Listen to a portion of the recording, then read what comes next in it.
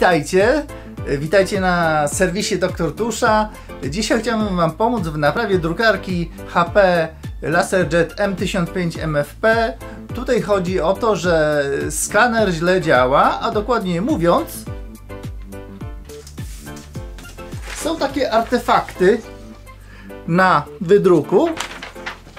Spowodowane to jest najczęściej tym, że taśma skanera, elektroniczna taśma, źle przewodzi przy zgięciu. Tutaj w tej drukarce, w odpowiedniej pozycji, skaner wygina taśmę i jest ona w tym miejscu przełamana. Dlatego trzeba ją wymienić i będzie to dobre rozwiązanie. Krok pierwszy. Jest to zdjęcie lewej części obudowy oraz zdjęcie klapy skanera.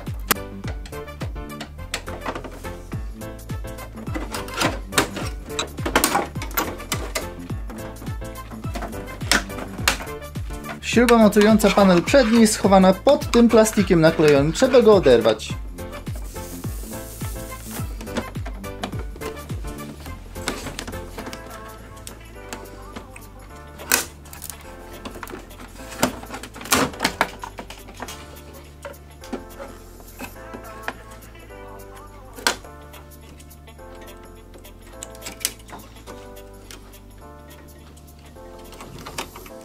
Wypinamy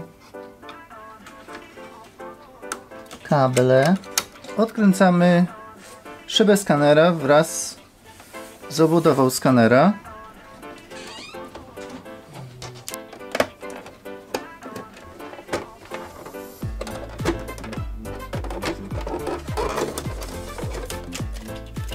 Możemy teraz wyjąć taśmę skanera. Jest to ta czarna taśma.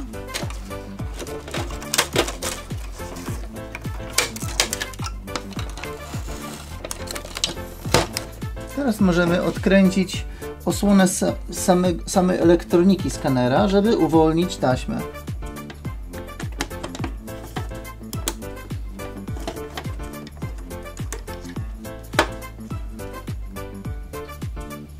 Wyjąć taśmę sygnałową oraz taśmę napędu silnika. Wpinamy nową taśmę sygnałową i napędu silnika i układamy we wszystkich miejscach tak jak powinno być. Przymocowuję taśmę do głowicy skanującej. Taśmę przyklejamy na cienką taśmę dwustronną w tych samych miejscach co taśma oryginalna.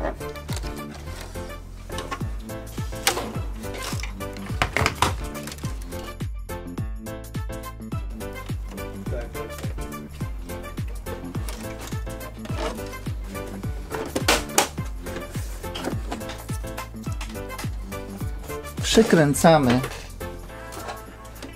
obudowę skanera wraz z szybą skanera. Panel sterujący podłączamy.